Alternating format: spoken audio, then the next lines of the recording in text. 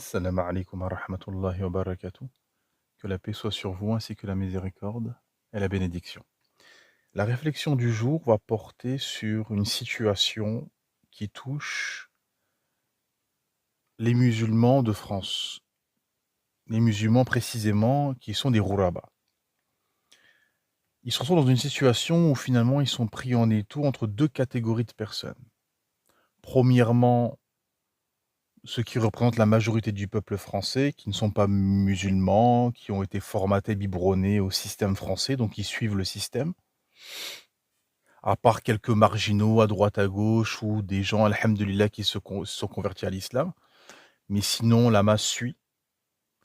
Et de l'autre côté, des musulmans nés en terre française ou bien venus du bled, qui tendent à copier le français moyen, à suivre le système français, consciemment ou inconsciemment, et finalement à se fondre dans la matrice.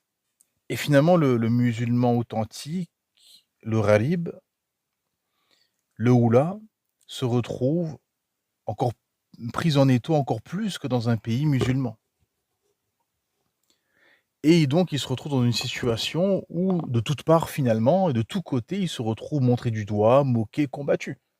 Par les gens majoritairement qui sont dans le système athée, laïque, qui voient déjà d'un mauvais œil la religion.